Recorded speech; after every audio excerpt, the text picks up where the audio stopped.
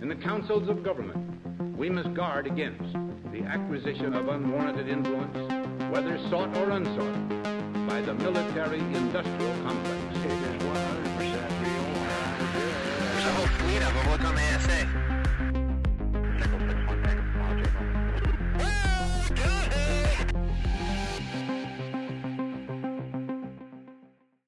What's up, everybody, and welcome back to the Curious Dimension podcast, where we are exploring the mysteries of the unknown, delving into the fascinating world of UFO disclosure, sacred geometry, crop circles, and more. I'm your host, Matt Barone. I hope that you guys have been enjoying the conversations as much as I've been hosting them. Don't forget to hit that like button. It really helps us reach more curious minds like yours. And if you want to stay updated with all of our latest episodes, be sure to hammer that subscribe button. You won't want to miss any of the exciting discussions we have lined up. Finally, we love hearing from you. Drop a comment below with your thoughts on today's episode or any questions you might have. Your feedback means the world to me and helps shape future content. I wanted to give a little backstory into our guest today, Lisa Nelson. I have been having several conversations with Lisa over the last several months, asking her questions about her experience. And the conclusions I've come to over this last few months is that she's a very sincere and honest person. I would also like to add that famous UFO researcher Robert Hastings edited her book and also wrote the epilogue to her book. And if you read the epilogue of her book, you'll see that he came to the same conclusions that I have. Her story is wild. Some of the instances in her book have been corroborated by other people. There were other witnesses, and other parts of the book are not able to be corroborated. But I think if you look at the work as a whole, and you look at Lisa as a person, I think you can come to the same conclusion that I did, that something definitely was going on here, and her story is very important.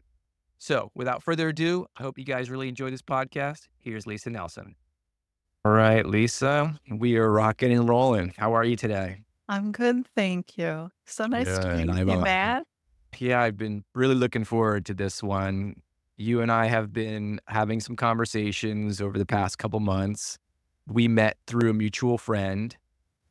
He sent me the picture of your book, and he said you should look into Lisa's book and talk to her. And so I did, and we had a couple conversations. And it seems like every conversation I have with you, I learn a little bit more. I'm blown away by your book. It's very well written. It's a fascinating story. I want to get into the book in a little bit, but maybe for the audience's sake and for the podcast, you could just tell people a little bit about who you are, where you came from, and then we can get into your story a little bit. Hey guys, I just wanted to take a quick moment to thank you all for tuning in. If you're enjoying this episode and want to help us uncover more mysteries of the universe, don't forget to support Curious Dimension. If you're watching on YouTube, go ahead and hit the like button. It really helps get this content in front of more people who are curious just like you. And while you're at it, subscribe to the channel so you never miss an episode. Don't forget to click that notification bell too, so you're the first to know when we release new content. For those of you listening on your favorite podcast platform, make sure to follow or subscribe to the show and leave us a rating and a review. It helps more than you know. And whether you're watching or listening, I'd love to hear your thoughts. Drop a comment below or send me a message. Thanks for being part of the Curious Dimension community. Your support keeps this journey going. Sure. I was born and raised not far from Chicago, about 25 miles west, and not real far from O'Hare Airport, which was to the north. And that will figure in a little later as we talk. My parents lucked us into a lovely neighborhood where a number of newlywed parents were buying their houses and starting their families, and over time, all had their kids, and I grew up with about 28 kids that were about within 5 years of age with me, and I had 7 girlfriends who were within a couple of years of me, and we are still close friends now. The neighborhood stayed intact because we all really liked it. Nobody's parents got divorced. Nobody moved away. And the people who sold my parents' house to them moved to Florida and then came back to our town and then moved back into the neighborhood because they liked it so much. And that's how we feel about it. It was really a lovely place to grow up. All the backyards came together. We played games. We played in creeks. We could sled. We could ice skate. And we really enjoy it. And we still enjoy getting together. My parents are born and raised in Nebraska, so I had humble origins. My dad was an engineer and my mom was a school teacher. I studied the violin. My first instrument was piano because mom wouldn't let me quit when I wanted to get the violin. So I had to play 2 instruments. And I really enjoyed my childhood, actually. A charmed sort of childhood in a It was. anytime USA era. Can you give us sort of a time frame of when this was, where you were growing up, and we can go from there? My formative years were in the 1960s. So I'm in kindergarten by 1965, before the Beatles broke up. I didn't know the difference between the Beatles and the Monkees, which was a comedy show that parodied the Beatles. I went to all of my education, K through 12, at 3 schools that were in walking distance. And the walking distance to the high school will figure into what we talk about later, because that's where a lot of information was conveyed to me. But I played violin like everyone else in the neighborhood. The girls were in brownies and then Girl Scouts. As I grew up, I started cleaning houses for spare money. Was a babysitter for all the neighbors. Played tennis briefly until I had a bike accident and broke my shoulder blade. I enjoyed running quite a bit and then went on to be in several orchestras because I was doing well on the violin. And by the time I got to college, I was doing line cook work, some chefing, and waitressing. I wore the Pizza Hut outfit pretty well. It was polyester and red with picnic table print, pockets, and a beret. And that's what you did for money back then. There were no cell phones yet. I'd like to mention that because if you needed to make a phone call, you had to be somewhere with a payphone if you weren't at home. Or you had to stop at somebody's house and use their phone, but everything was landline back then. At the time I had reached my teen years, there was no Close Encounters, no E.T. the Extraterrestrial, no Terminator, no Star Wars. Movies back then were pretty much the Disney ones. There was Star Trek, but that was about it, and it was considered a fantasy program. And yes, so what we're doing here is we're painting a picture of what your life was like, a very normal American life of a young woman growing up in the 60s and then into the 70s. Maybe we could fast forward a little bit to college, because we're going to go back to high school a little bit later down the conversation when you meet Rob. But maybe we could fast forward a little bit to your education in college and who you met there and what you studied there. Okay. I had decided to major in music, and I went to Northern Illinois University, and I spent 2 years as a performance major and then felt it necessary to change my major and was very interested in electronic composition. The university had not instituted an emphasis in that area yet, but after visiting the dean's office and being a pest for a while and my professor getting behind me, they decide to institute the electronic composition emphasis, which taught me a great deal about recording techniques, working out recording studio, working synthesizers. MIDI had been developed, but the school didn't have that yet. Back then, synthesizers looked like a patch bay, much like you would see with telephone operators back when, where they would plug in the connections that would create the sounds because they were module-based, voltage-controlled modules such as waveform generators, amplitude, working with the shapes of your sound. And then there were some keyboards that were integrated at the time. But I became technologically proficient, which led to my first few jobs in New York City where I met someone important. But because I was studying the electronic composition and spending a lot of time in the synthesizer suites, I met Robert Hastings through my professor. According to Robert, he had walked into the music building not knowing quite where he should go, but he knocked on the same door that I knocked on when I wanted to start working with synthesizers, and that was the door of my professor, who Robert was getting ready to launch his career into the college lecture circuit.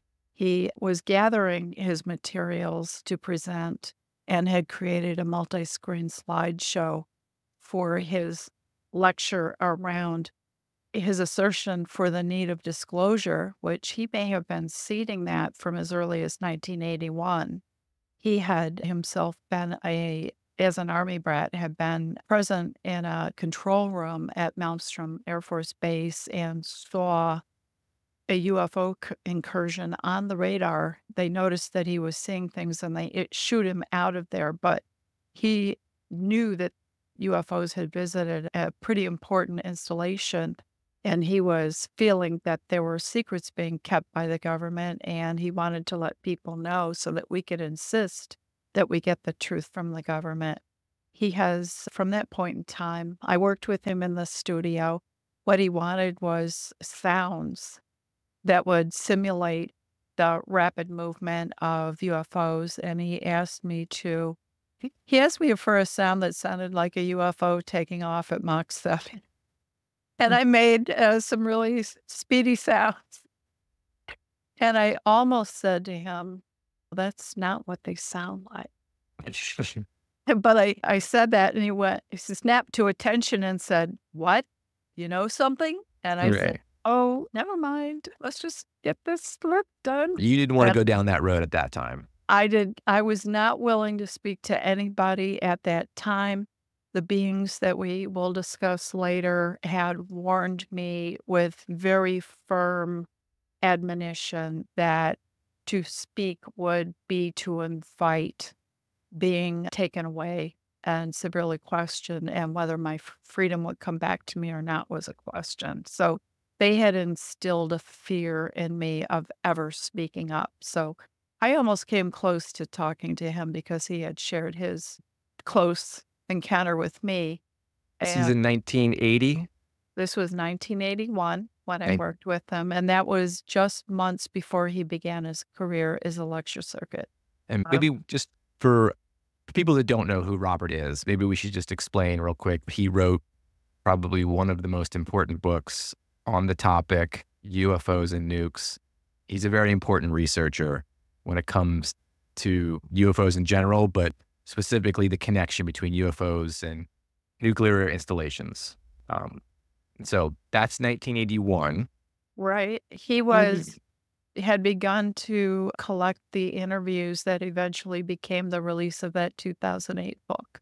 What makes his work so credible is that it all comes from 160 plus on duty military officers at the time of UFO incursions, and they were from all over the country. And they speak the military language, so it's not the easiest read unless you're familiar with that sort of language, but it's spoken as if someone reporting an incident, and he's gathered a plethora of information that maybe the government should have been gathering themselves. But he did the work for them, and quite a few people in our political leadership own that book, or it's been given to them by people who say, you need to read this. So it is an important work, and he had worked on it for quite a few years before he was ready to release it. Now wait. And so then he goes off on the lecture circuit tour. He's beginning his career, seeding probably beginning of a very important aspect of disclosure back in the early 80s. And then you're in college, and he goes off and does his thing. You're in college, having your college experience.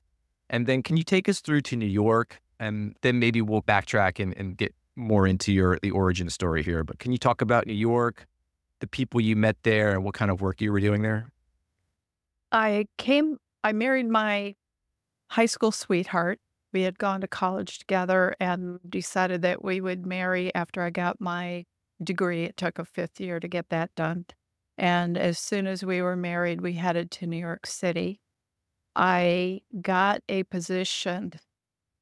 It seemed to have been helped from the heavens because I got what I thought was a dream job, and it was a professional audio sales outlet and one of the best ones in the city. So I was hired to work with quite a few people who were very technologically proficient. They were developing an automated audio, video, and film editing system, which had never been integrated before. So it was a wonderful opportunity to even further my knowledge of technology because they gave me access to everything they had in stock and said, learn it because you're going to be working with engineers from all the equipment manufacturers of time code generators and compressors and all of the things that go into recording equipment or movie and video production, which worked on different systems at the time. So to be able to integrate it was pretty amazing. It was there at my first job that I met the now recently passed away Christopher O'Brien, whose career in paranormal research had not begun yet. But he shared conversations with me about some experiences he had as a child. And I, again, did not open up at all. And he was very curious. He always said, there's something about you. Right. And I wouldn't say what I was just very closed-mouthed all the way up until I recontacted Christopher O'Brien in 2008. I had gone into the music business after I had worked for the company that was doing the research and development on the integrated system of the audio, video, and film editing. I worked in some technological positions as a post-production operator at a sound for film mixing facility, and then went to work for the manager of one of the most successful recording artist groups in the world at that period of time. So it was a very busy time and sometimes overwhelming because it would be maybe similar to working with an artist as successful as, say, a Bruno Mars, just to draw a comparison. They were Big star, a big group that was at the top of their game in the mid 80s, would you say? they had quite a few number one hits, and there were hits that stayed at number one for a length of time. And they were always in the recording studio. Part of my position was to be the coordinator for my boss's company had quite a few recording artists on major recording labels. So I had relationships with companies like Columbia, Sony, quite a few other of the smaller, and as the indies began to emerge. But my job in quite a few cases was to do the coordination of touring, which could be worldwide, or the coordination of the recording production of the albums that were being delivered to the record labels. So it was a busy time. It was a 24/7 job. And so that takes us through to New York. I think we should start to dive into the book a little bit because the book is amazing. And we should also mention Robert's involvement in your book. I think that's an important talking point. Now, correct me if I'm wrong, he edited the book and then also wrote the afterword to your book. Is that correct? He did both. He talked with me. We contacted him in 2017. I had been bumping into him at my school. He was on staff there as a professional photographer. So he does brilliant photography work, and he has released a book of his photography in the weather fronts that come over the Sangre de Cristo Mountains and the Rockies near where he lives in the San Luis Valley, which is the area that Christopher O'Brien wrote 3 of his books about because it's a very anomalous area. Robert had gone on to do his lecturing, which was something that he had done for over 20 years. He was all over the world with that, and probably a great I don't know if it was a majority, but a great number of campuses had scheduled him to come in and talk. And he must have fed quite a few curious minds. But we had been apart since the point in time where I left school and then went to New York. And later on, I reconnected around 2008. I reconnected with Christopher O'Brien, who had been my friend prior to his paranormal career. I later found out that Chris did go into book authoring and had become a paranormal researcher and specialized in the cattle mutilation phenomenon as his latest book, which was Stalking the Herd. And he's been very respected for his work in that area, the work in the area of the trickster, and as well as the San Luis phenomenon series, where he had researched quite a few things. But I contacted Chris in '08 because I had begun to feel like I had a lot of canned up in me, and it was affecting my life in different ways, because I had lived in a state of denial after I had gotten away from a very intense period of continuous contact. So getting to New York, I met Christopher O'Brien. Later on in 17, I reconnected with Robert Hastings. He remembered me well, which was nice to know. And we had struck up a conversation where I had mentioned that I was writing a book. I had quite a bit of interdimensional or extraterrestrial contact, and that I wanted to know if it was all right to mention that we had met and that we had worked together. And he started to have conversations with me where he asked me quite a few questions to see if he could find any holes in my story. And he did that first. And it was still, Christopher O'Brien was the first person I ever told, and I was very fearful to do it. I had even reappeared into Chris's life. We had spent years as good friends, and then our lives went in a fork of the road only because of life circumstances, not because of any disagreement or any fallout. But we had lost track of each other, and it was very interesting that when I received guidance as part of my work as a energy healer, and they are divine beings or beings who are very interested in our growth and healing process, as all humans will hopefully be undertaking during the course of their existence. And I was getting messages that it was going to be a good time for me to start dealing with the contents of a book that I had drafted in 1994 about the experiences that I had when I was much younger, from the age of 15 to the age of 30. It was around then I was giving pushback to the guidance, and one night, happenstance, if not a conspiracy from heavens, ended up while waiting for my sister to get off the ground at O'Hare Airport and waiting for things to clear up in Newark, New Jersey, where I lived near at the time. There were severe thunderstorms on both ends of my sister's trip, and my daughter was flicking channels to find something to keep us awake until my sister's flight could arrive. And I discovered that Chris was on television. And suddenly, I didn't quite recognize him immediately. I became curious if that was my Christopher O'Brien. And I found an article in UFO magazine. I wrote a note to the editor and asked if he could pass on my information to Christopher O'Brien, because he had done a front cover interview. And within 24 hours, we were reconnected, and Chris began to, after a year's delay where I talked to him and found out about his career, I began to believe that I could come out. I had gotten to be well into my 40s by that time, and spent some time getting reconnected with Chris. And finally I opened up and said, hey, I wrote something and it's really weird and it doesn't really match anything that I've seen out there. And he said, hey, send it over. I'll take a look at it. And he read it and got back to me and said, this is the most bizarre, amazing thing I have ever come across in 25 years as a researcher. And that didn't comfort me any. It made me a little more afraid to come out, I think, probably because here I am getting ready to expose myself and then wondering if he would even consider it plausible. But we agreed after talking for quite a while that I would go out to Sedona, Arizona, and spend some time at his house.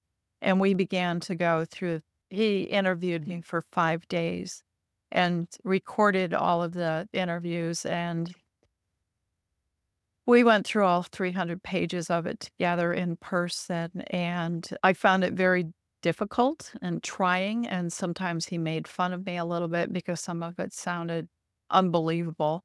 And I knew that it would sound that way to anybody, which made me go into the denial that I went to for quite a few years, where I decided I'm just going to be completely normal and not talk about this to anybody.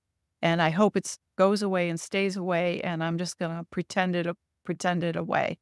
And when I had begun to study healing, the guidance, which is a loving presence, started advising me that I needed to deal with what I had canned on the inside. And I knew that was true, that I was going to have to face the truth of what had happened.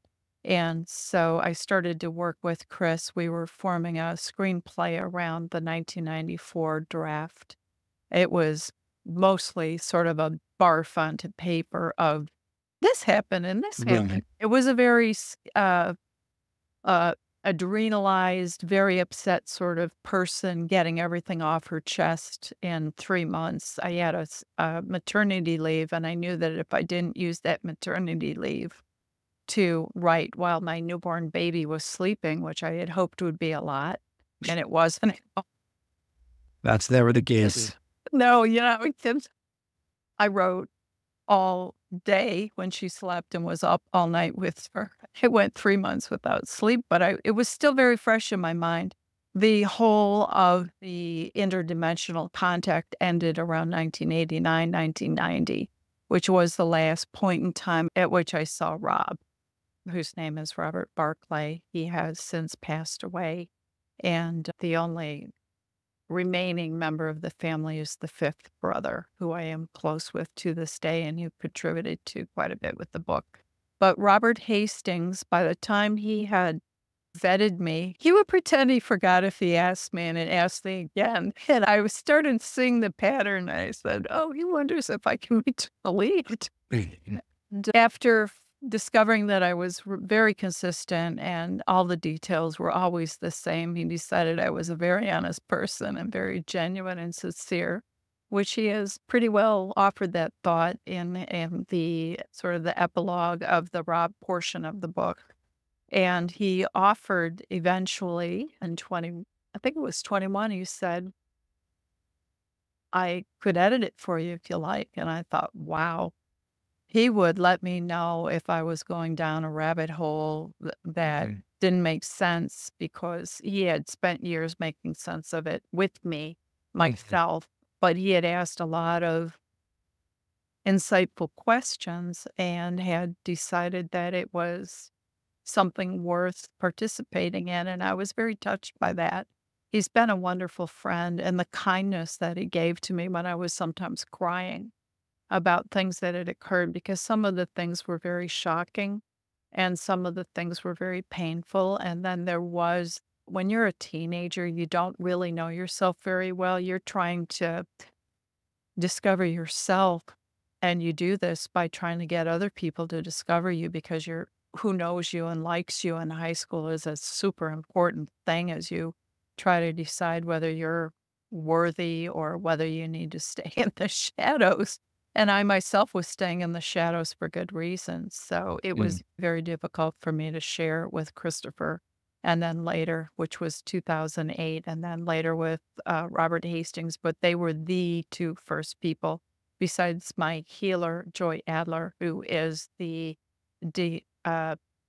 director of advanced studies at the Brennan School of Healing Sciences, which is probably one of the most advanced schools of healing in the world. And it is based on science, psychology, spirituality, and the school was founded by a NASA physicist, so she was no flaky person, just to throw that out. Yeah, I want to get into I want to get into all of that as well, because I think that's an important thing that you're doing there as well, and I want to learn more about that. So We've talked about your education background, your career in New York, your connections to the late Christopher O'Brien and Robert Hastings and their kind of involvement in your work. And their probably pretty intense questioning and trying to understand a story that is very interesting, but wild. And one thing I just want to say before we start digging into the book is you're very vulnerable in this book. You put a lot of things in there that are very specific details, but it almost lends to like the credibility of like, why would someone put this into a story like this? It only, to me, this is just my opinion, to me, it only makes sense if the person is writing this, if this is what they experienced. It makes no other sense. Like you wouldn't do this if you were trying to make up a story. And we could talk about some of those finer points as we go through. Okay, so let's get into the book. So I guess we should probably start with Rob, your late husband. Do you want to take us through how you met him, what he was like? Because he's really the main focus here. He does become a very strong focus in this situation, and I was actually the bystander.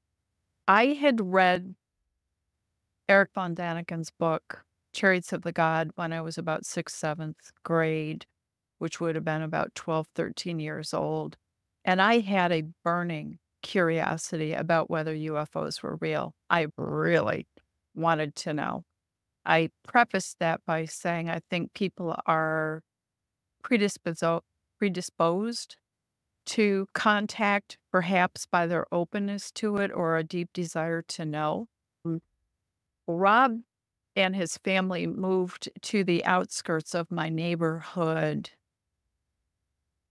just before 8th grade when I was in middle school.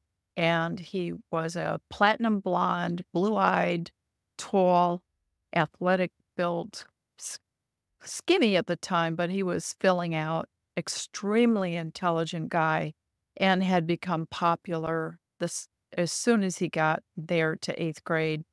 And I got to observe him in classes and really admired him and actually developed a crush on him that lasted quite a long time, and didn't think he would ever notice me because I was the wallflower type. I read books. I played the violin. I was in orchestras, played the piano. Good girl.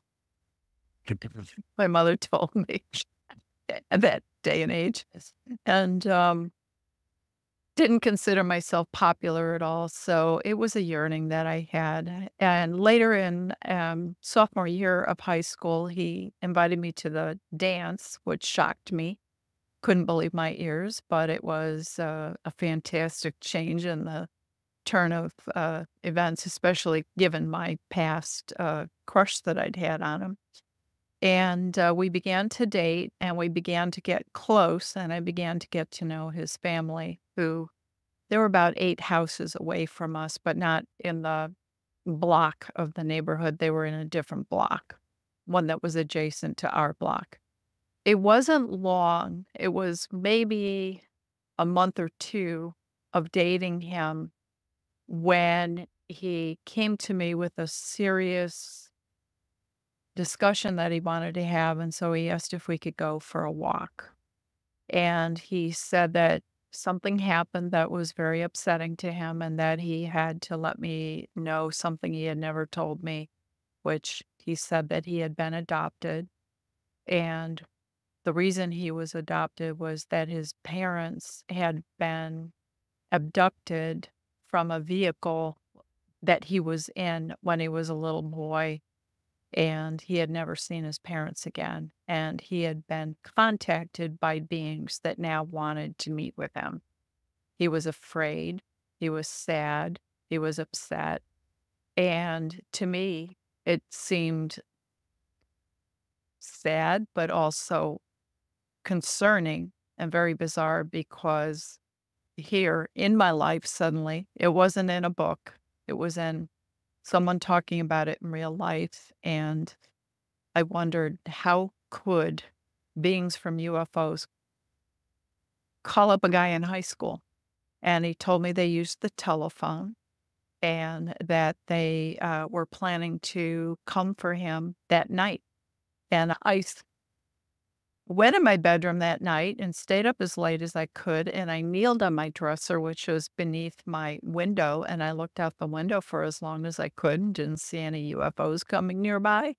And I didn't understand what could be going on. But eventually I went to bed and went, who knows what's really going on here? Hmm. And the next day he came to get me to walk to school. We walked to school together every morning. He would pick me up at my house and we would walk down a stone path, which was surrounded by undeveloped land. So it was prairie land or woods, and then eventually some houses getting closer to the high school. But there was a privacy afforded on our walks to school. And this is where quite a bit of information was conveyed to me, either by Rob or what I came to know as his replacements, the holograms, which I'll describe in a moment, and the beings who were behind the technology that was interacting with us. He said that they wanted him to work with them, and I became very skeptical that he was okay. Maybe he was a little crazy or playing a joke on me, and the skepticism lasted quite a while. We're going to obviously we're going to have to keep going down this road of what happened and these different sort of, I don't know what you would call it, a walk-in, or these different beings that are taking his place very quickly. And yeah, obviously you're a young girl, so you're having these experiences. He's telling you this, and anybody's rational mind would be this, maybe this is a joke. You would go to a very skeptical place. And this is in the 70s. So I think it's important to reiterate. So in the mid 70s, early 70s, Star Wars didn't come out until 78, 77. That's right. There was not a whole lot of other types of, it wasn't really in the public consciousness to go down these sort of routes. Obviously, there were some sci-fi movies, but I think it's important to reiterate that explosion of really good quality sci-fi movies happened around Star Wars, and you have E.T. the Extraterrestrial, you have Close Encounters, Steven Spielberg's movie. So this is pre that. I think that's an important point. Well, that was part of my being upset because you didn't have anything to compare it to other than Star Trek, which was regarded as a fantasy television show, although we were so fascinated by the Starship Enterprise and how fast it could go. But I was inclined to compare it to something that was out at that time, which was the book entitled Sybil, which was a book which discussed some interactions with a person who had multiple personality disorder, which is now termed identity dissociation disorder, IDD. But I didn't know where to go with this. I began to ask for proof, and I remained skeptical but sympathetic, although part of me was saying this relationship is in trouble. Mhm. He's a little crazy or a lot crazy or something is going on here, but I need to see something. So very early on, I began to ask to be shown what he was talking about. Like, when did the UFO go through the sky? Like, how come I didn't see it? The house pointed west, but my window pointed west, and who knows if it came from some other direction.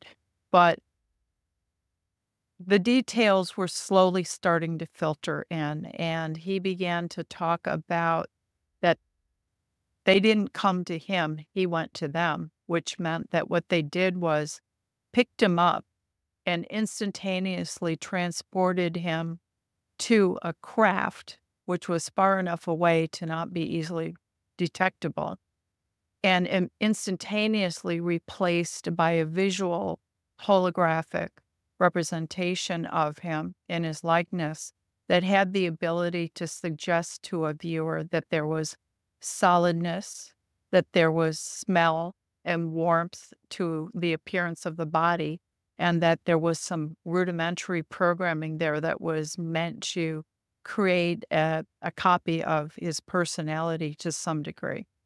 Now, this happened not very long after he began to tell me that he was having these interactions with interdimensionals is a word that I've been using because I think the way the technology works is very non-physical.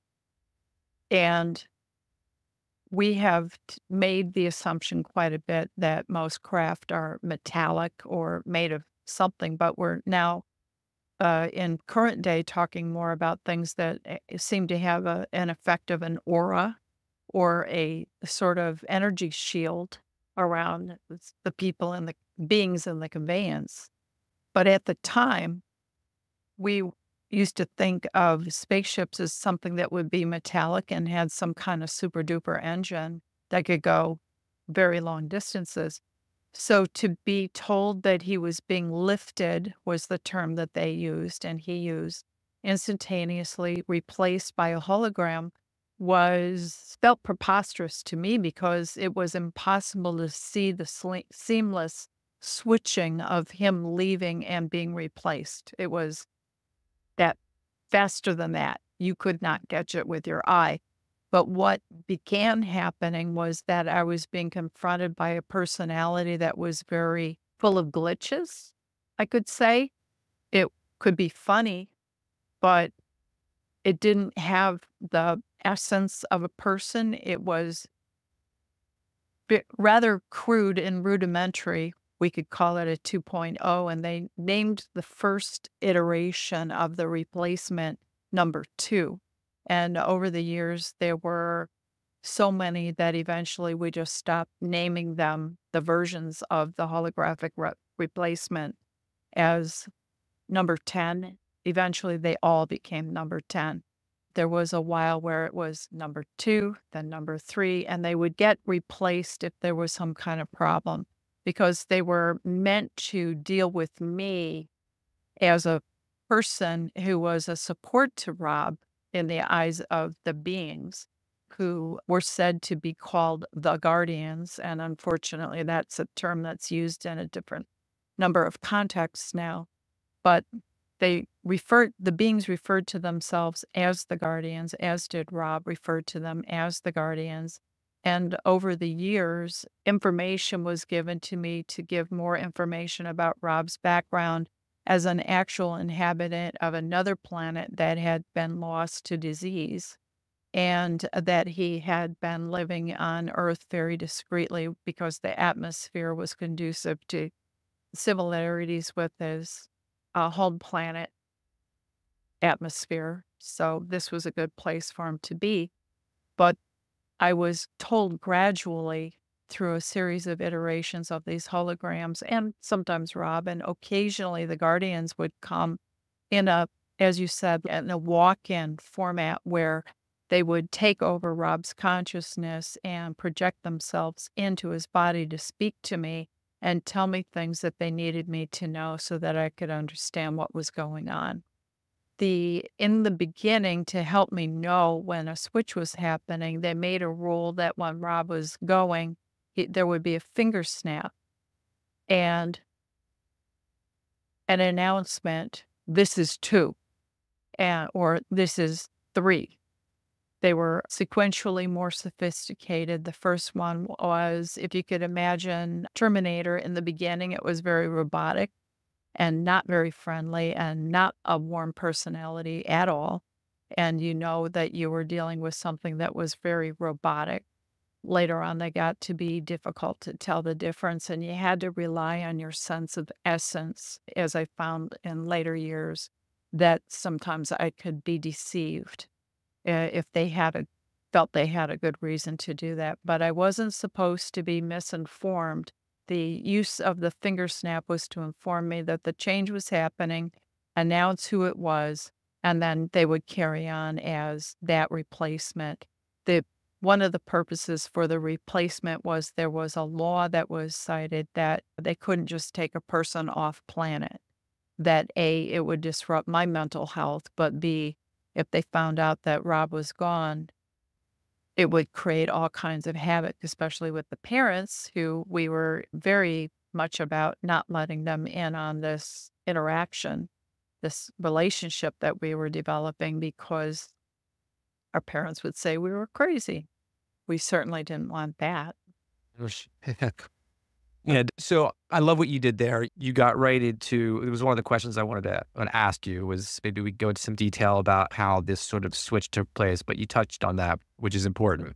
So in my sort of research and experience with all this, the non-human intelligence, if you like, they're not just coming here for a picnic. There's usually some sort of reason, a mission, so to speak. Can you talk a little bit about what Rob had conveyed to you, what the Guardians had conveyed to you, why this was happening to him? What was being shared with me was that Rob being, I did leave out and probably should loop this in at this point. His father did confirm to me he had a 186 IQ. So he was very out of a place in a normal school system that didn't have advanced courses and things like that. He was very unchallenged. But when I began to have interactions with the beings, they were explaining to me that the beings needed to have a presence on the ground, on Earth, because they were very concerned about the nuclear proliferation that was going on within the aspects of the Cold War. When we were young in those years, we were taught how to hide under our desks for when the nuclear bomb went off. Nuclear war was so imminent that we had drills about how to shelter ourselves under our desks, which nobody knew or told us that was going to be a completely useless sort of way to try to evade the effects of blowout or the radiation. But the Guardians were saying that they were very concerned about the proliferation of nuclear weapons. They had decided that they would intervene in the Cold War, and they were going to unbalance the Cold War by providing technological advances to the United States.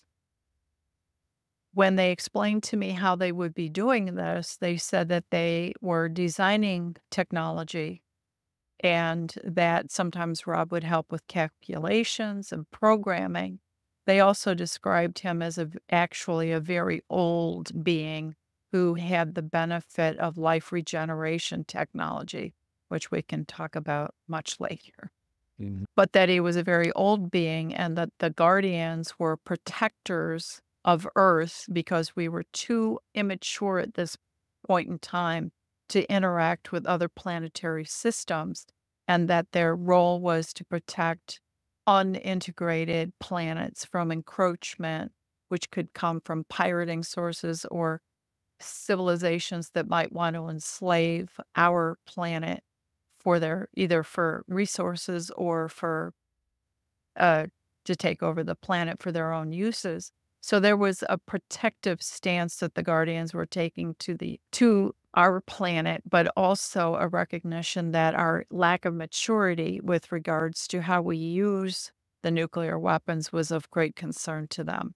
So their feeling was that they could very secretly foster advances in technology with the United States, deliver it by telepathic downloads to engineers who were working on some of the technologies that the Guardians were interested in, and that they also revealed that they were visiting nuclear installations and bases where there were nuclear weapons being stored or launching sites, and that they were very intentionally making their presence known.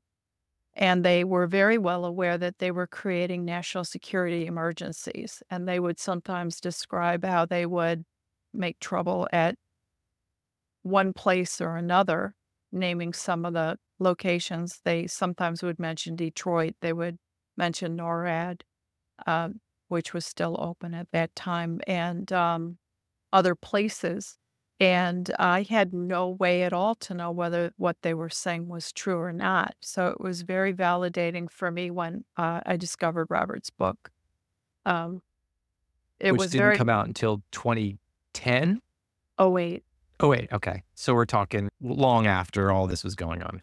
I didn't know about it until much later because I was still in my denial years. And I was just beginning to think about coming out of the closet with Chris O'Brien in '08, but that was the year that Robert's book came out, UFOs and Nukes. And when I discovered it, I felt, in a sense, a lot of recollections came to me because there had been so many times when the Guardians would tell me things that I had no way of verifying. And that book let me know that what they were saying about intentionally showing up and making themselves known was something that I had no way to know. I do know that there were probably articles that came out in the news around towns and villages that were in the vicinity of these installations, but it didn't tend to make national news because it was a very suppressed topic at the time. And also these military installations, they're not in major metropolitan areas. They're off the beaten path, hidden, and there may be like a small town around. So if there was a sighting, it's probably very few people that are actually seeing this. But from Robert's book, there are very credible military people that have, some of them in the case, officially the people like turning the key if the president told them to, reporting these very anomalous objects in the skies hovering over these facilities. Yes. Okay, keep going. I had a question, but I forgot. It'll come back to me. Okay. I'll go back a little bit to the types of technology that I saw happening. Now, sometimes I would go for walks with a hologram, and they would stop me somewhere at a street corner near my house and point to the sky and say, "See those 3 dots that are just all in a row? You know those aren't normally there.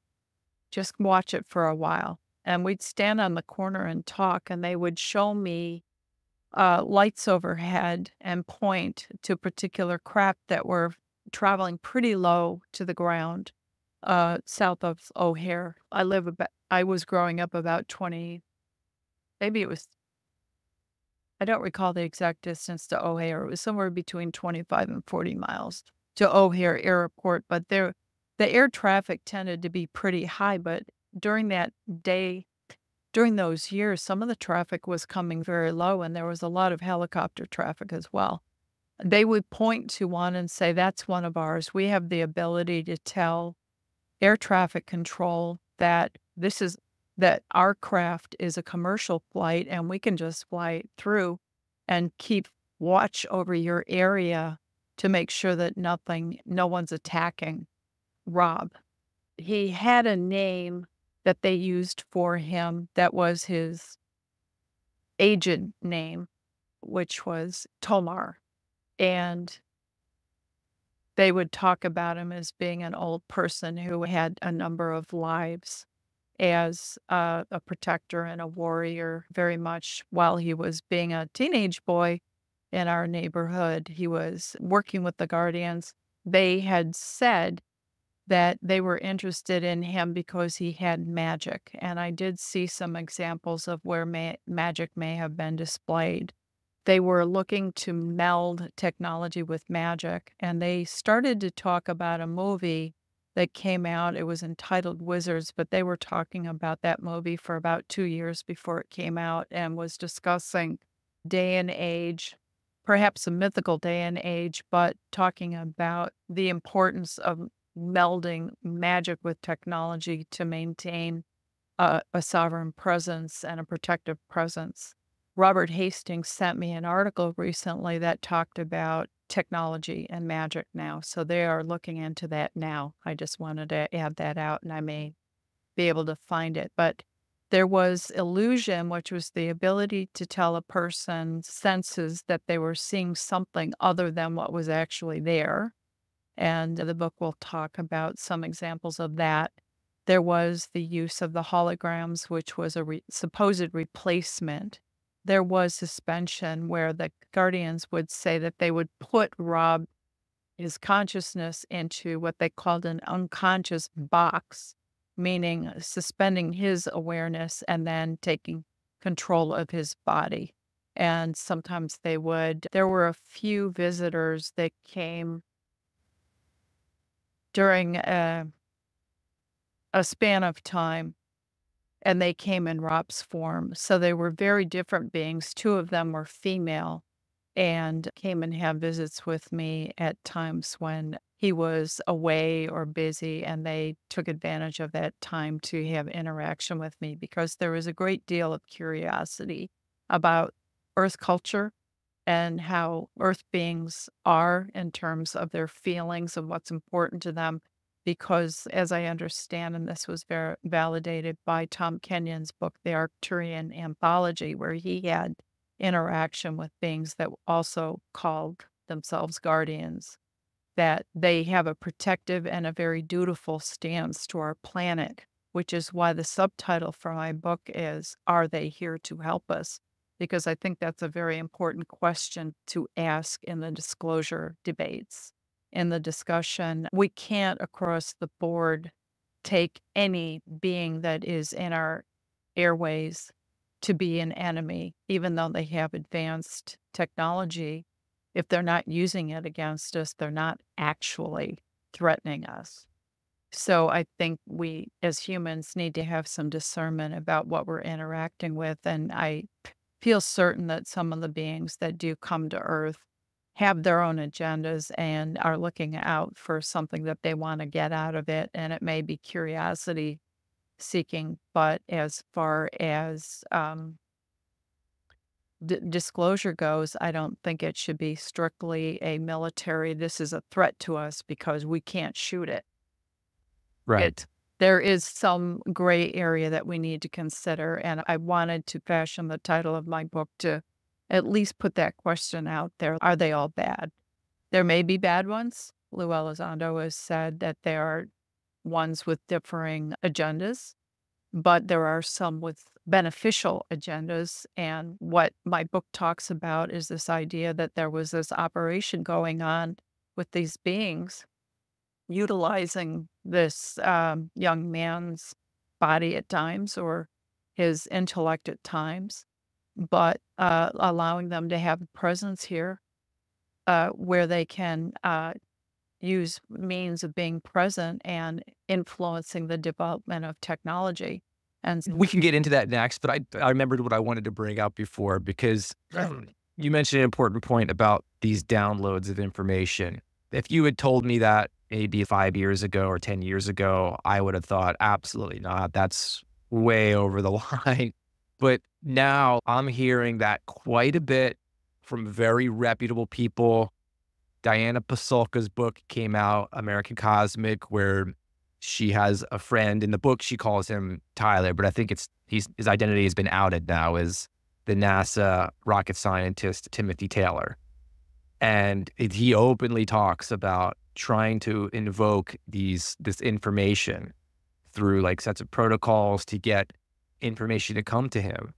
It's known that in history, Jack Parsons, one of the major American rocketry individuals who was working with Werner von Braun, was invoking downloads and then bringing information back to Werner von Braun insights. So if you told me this 5 or 10 years ago, I would have said absolutely not. But now that I've looked into this, and there's many other examples of credible people. One of them is Jim Peniston, who the Rendlesham Forest case back in 1980, he had information given to him that he wrote down and was deciphered years later.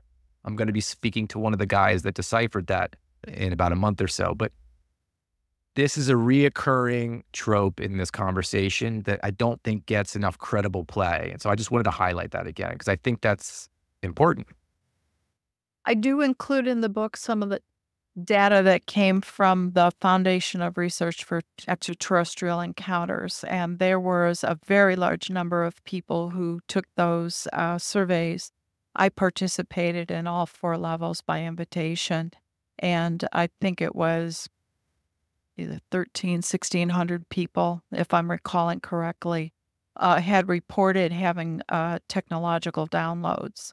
And I did, very amazingly, get an interview with an engineer who had worked for Skunk Works, had worked for the space program, and is currently the director of a military base. had said that he felt certain that technological downloads must have been going on because the leaps in the technology was happening so transiently, meaning jumping light years ahead, that it wasn't even being drawn out with the slight iterations that normally go on in the engineering process.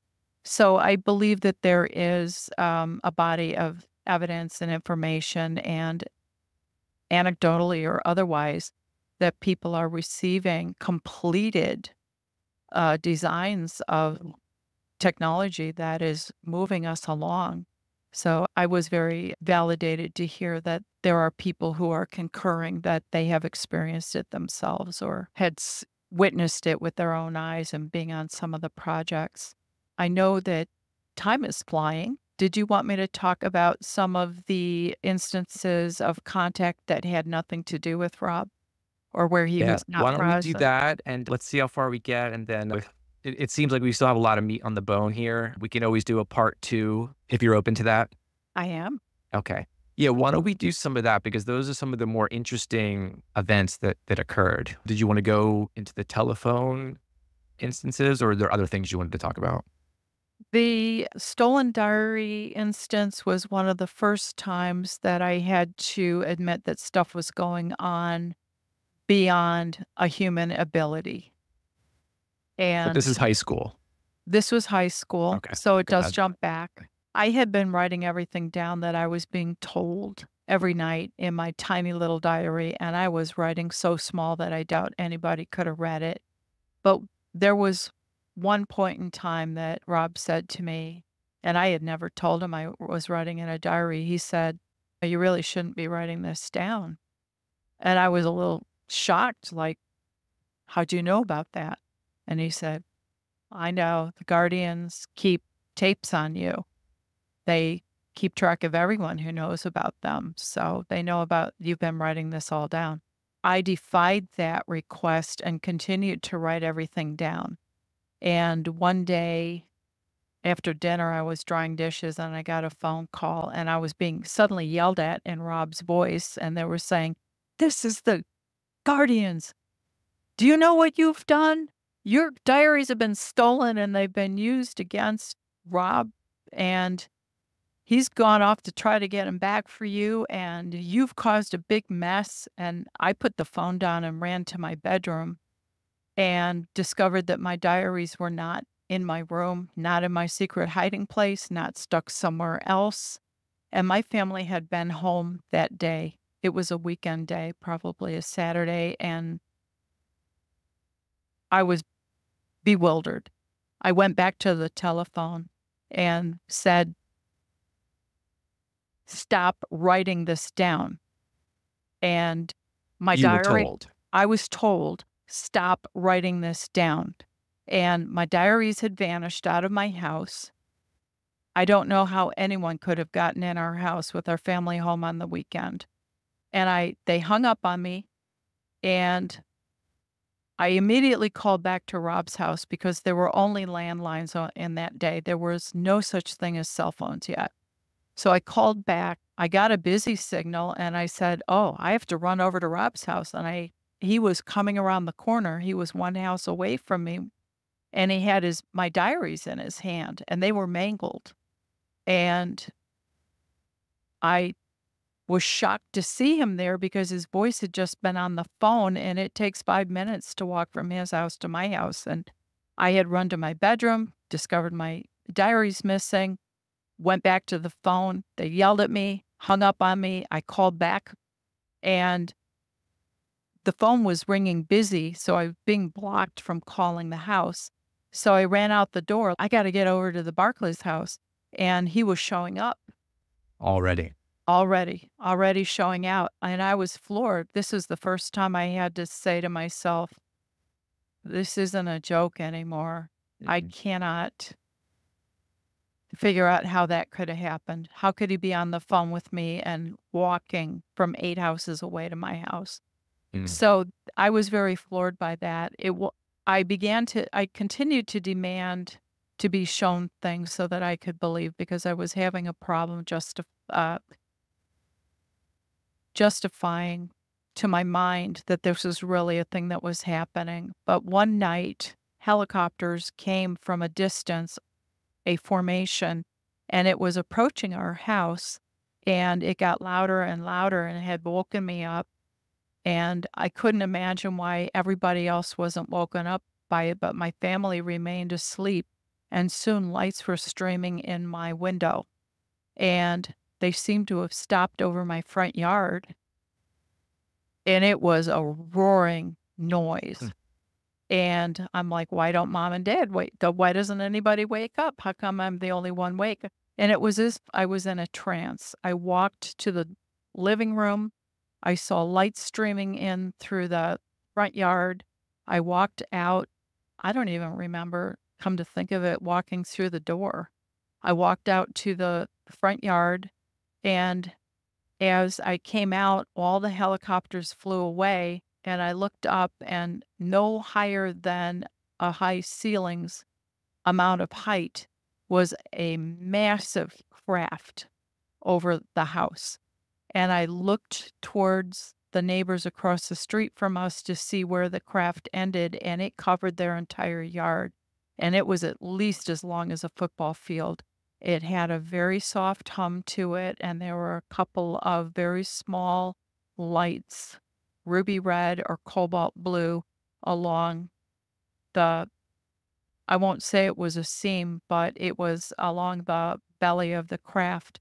And it was just sitting there, and I was looking up at it, being utterly amazed at the massive size of it. And suddenly I was inside the craft, on my hands and knees, looking through a window at the roof of my house, looking at the chimney, looking at the tall tree in the front yard, and taking in all these details. And I hear a voice say, "Turn around." And as I did so, the window became like solid metal. It became opaque. I could not see through it anymore. I saw a very tall being in what looked like a dentist jacket, and very loopy. It looked almost like a clown wig, but it was brown, but it didn't look right. It looked like a wig. And he said, "Stand up." And as I'm standing up, he begins to talk to the inner mind of myself. He's talking to me, but the mouth doesn't move. The smile stays exactly the same the whole time. And I think it was meant to calm me down because, but I was in a very dreamy state. And as this interaction continued, it was completely telepathic, but they said that they wanted to ask me a question, and they began to scan my mind, and I felt it as if have you ever seen a Rolodex? The Yes, of old-fashioned, course. oh, I'm sure a lot of younger people haven't really seen one unless they've Yes, heard I of am them old in enough for that movies. one. They were going through my mind as if twirling through my Rolodex, as if they were going through all these files. And eventually something was located. I'm struggling like, "Hey, let me give you the answer." And the answer they gave me was to that, "No, we're going to find it. You would dilute the answer. You wouldn't give it to Interesting. us the way we need it in its purest form." And I realized that they could go in my mind and find anything that they were looking for. Around then, as I had first stood up, I had noticed a control panel, and as soon as I began to take it in, oh, I have to remember this. They created a fog partition. It was very silvery and opaque. I could not see through it. During the writing process, I was telepathically informed that the purpose of shielding me from seeing the control panel was that it was thought controlled, and that because I didn't know how to work it, I could really monkey it up. So they had to keep me from looking at it. Back to the interaction, there was a point in time where a tabletop materialized. It was about probably 5 inches thick, about 4 inches long. And on the surface of this tabletop, there were no legs on it. It was suspended in the air. Glyphs rose up out of it, like this, kind of like those headlights the cars have where the lid goes off and then you see the headlight. There were glyphs that looked like different shapes, almost Egyptian. They all were readable, though. I noticed some were ruby red, the others were cobalt blue, and they asked me to find the one that pertained to me. And so there were rows of them, and I took in each one, looking at the light, the ruby red or the cobalt blue, and each one told me what it was about to my mind. And eventually I found the one where I said, that one's me. It had a complete resonation to me. And I got an approval from them for having located that one. And then the glyph itself began to stream a laser into my eye. And as it did, I perceived a very rapid stream of images. And it seemed to me they had the contents of my mind there as well. I was reminded of things I had remembered as a baby, young enough to be drinking milk out of a bottle, or a first Easter where I got a wind-up metal rabbit that you turn a crank and you get, here comes Peter Cottontail. Just these very tiny details of my life that I had long forgotten. And there was mathematical stuff and symbolic stuff going in. And I said, boy, I really hope I can remember all of this. Of course, you're thinking this while it's happening and you're missing because you're thinking, which is a big thing with intuition that I've learned, is don't let your thoughts get in the way. But after this experience, I had also noticed that there were some very short beings that tended to hide behind the leg of the tall one.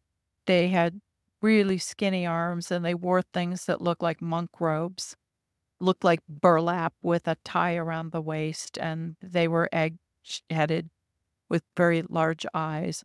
I don't recall if I noticed their mouths, but their legs and arms were just like sticks. And they were trying to hide from me, by staying in a cluster and staying behind the tall one, who was quite tall. But I noticed that they were trying to be invisible because I could hardly see them, but I could see them. And I realized that they may have been trying to prevent me from seeing them or have some sort of cloaking there, but I do have a recollection of what they looked like. Should I go to the 59th Street incident?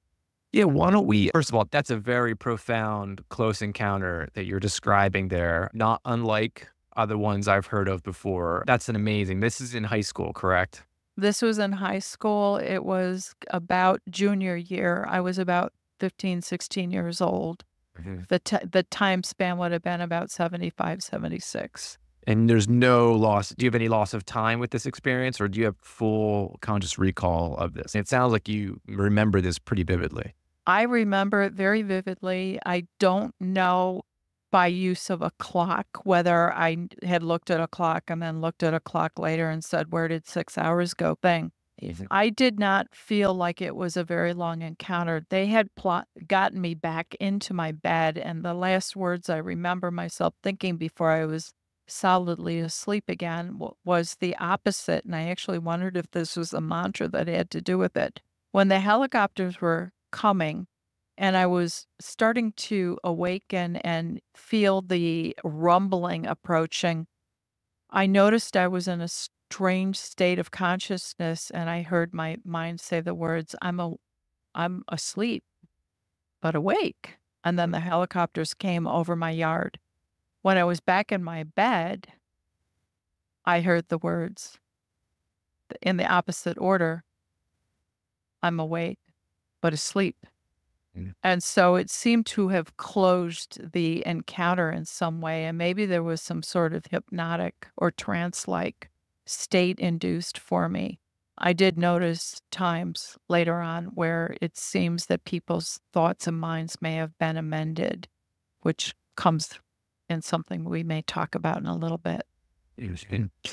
Yeah, so that's obviously, that's a profound close encounter that you have a lot of detail in, and that's data. I think that's a very important data, but also the idea that there's one tall being and a couple to 3 or 4 smaller beings around it. That's a reoccurring Theme. That's a theme Yeah. in these abduction scenarios, these contact scenarios. There's always seems to be a very tall being associated with a couple smaller beings, or 3 or 4. Yeah. Why don't we go ahead and talk about the 59th Street UFO incident, because this is an important one. There's other people there to corroborate this incident, and then maybe we'll end this as part 1, and then we can do a part 2, if Okay. that's okay with you. Sure. Okay. So let's talk Yeah. about the 59th Street UFO incident. Okay. This happening occurred because there was a dispute between Rob, or Tomar, and the Guardians.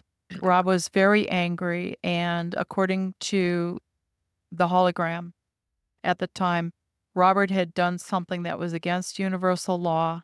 The hologram came to get me for a walk. They walked me over to where I had gone to kindergarten through 6th grade. It said, we have a really big problem. Rob was angry about the interaction that we allowed to happen with you and the craft being, because I had an interaction with a being that was very uncomfortable for me.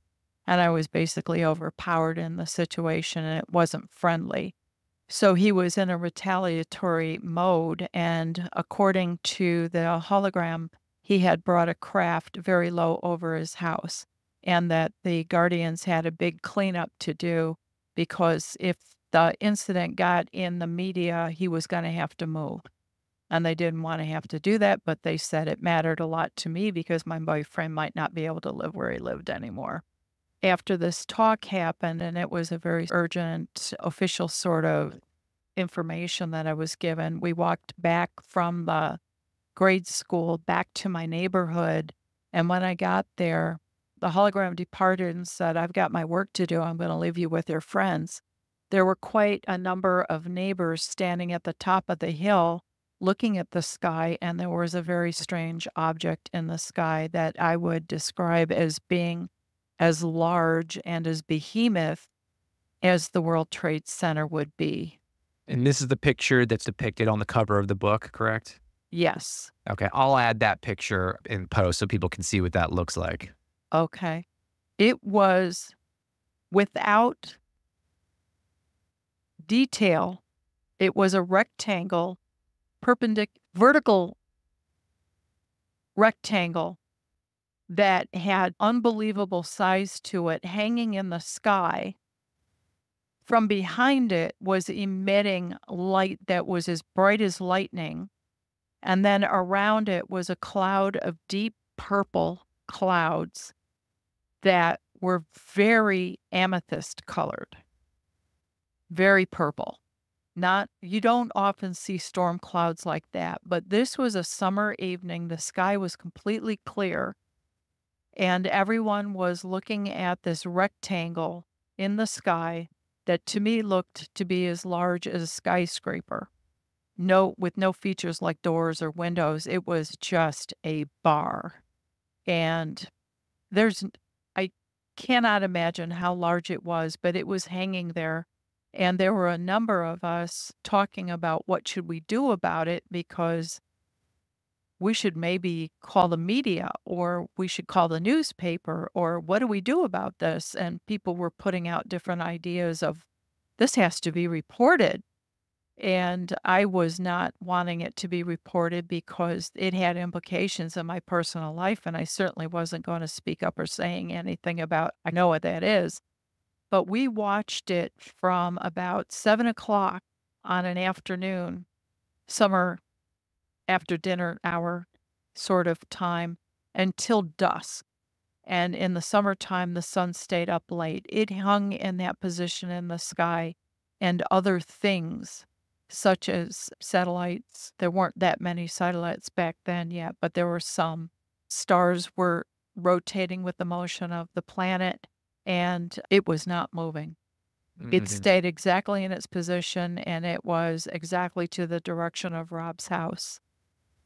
Eventually, we all got tired and just started to lose interest in it, which I thought was pretty interesting. People just started to wander home. And after a while, you're seeing this thing in the It was sky. like, And it's unbelievable. You can't Yeah. take it after a while. You just cannot reconcile it. There is no explanation that you can come up with for why that would be. It was low to the ground. It was in line with Rob's house. And that's the way the night ended. We just all got tired and lost interest and wandered to our respective homes. Years later, as I was contacting people to see if I could get an interview about what they recalled about it, and there is an interview in the book about it, I contacted 10 people who know that they were there, were looking at the sky, saw something, and I would always ask them, what did it look like? And 5 people say, I don't remember. Mm-hmm. They know they were there. They know there was something in the sky. They know we were pointing. They cannot describe it. So that was an inspiration for the book cover, was to work with a graphic artist to recreate it so that I could share it with my friends from back home. But I discovered later also that there has been a database of UFO types, and there was a reference so that a person can look up the database of rectangle UFOs. But beginning, I think it was as early as, was it the 40s? There have been many rectangle UFOs reported. They're uncommon, but it does happen, and it has been happening for a long time. Yeah. That's a fascinating case. Again, other people were there, documented in the book. It's the depiction of that's on the cover of your book. Also, just before we wrap up this part 1, did Robert Hastings take the picture of Rob on the cover of the book? Thank you for reminding me. Yes. Robert Hastings, when I did the sound effects for his multi-screen slideshow presentation that he launched his career with as a lecturer, traded me his photography services, and I asked him to photograph Rob. And I am in possession with at least 3 photos that Robert Hastings took. So I have the book right here. I'm just going to show it to people just so they can see here. Can you see that okay? I can see it. Yes. Okay. So he took this picture at the bottom here of Rob, and he did that as a favor for you doing his sound effects to his lecture tour, correct? Yes, that was our exchange. It wasn't a monetary exchange. It was, he rendered his services to me, and I said, I want pictures of my boyfriend. And little did he know at that time that was going to come in really handy. It was taken in a professional setting. He used a studio, so the trees behind him in the book cover, that was to portray his yard. But that was added by the graphic artist, Jody Morganegg. But that photograph was taken from one of the photos that Robert Hastings took, and I have 2 others as well. He was very blonde, silver platinum blonde, blue-eyed, quite tall. He was 6'2", not as tall as you sometimes hear the Pleiadians being. And the only time I ever heard Pleiadian from his mouth was when he named his cat. He had a cat named Pleiades, and I don't know if that relates to anything or not. Just a fun fact. So we still have a lot more to chat about. Maybe we'll just end this one here for part 1. I want to get into some of the other instances that are in the book. I want to talk about your healing work that you do. I think that's important. And we can set up a time to do a part 2. But this was really amazing. Thank you. And I want to thank you for, I know you don't do many podcasts. I know you wrote this book, you put it out there, and you're not one of these people that's just out there promoting the heck out of it. You've told me privately, people that are meant to find it will find it. And yeah, I feel pretty lucky that I got introduced to you and to have these conversations with you. Thank you. All right. Thanks for watching the show. I hope you guys are enjoying the content. If you're finding any value, please hit that subscribe button, that like button, and leave a comment. It doesn't cost you anything, and it really helps out the show.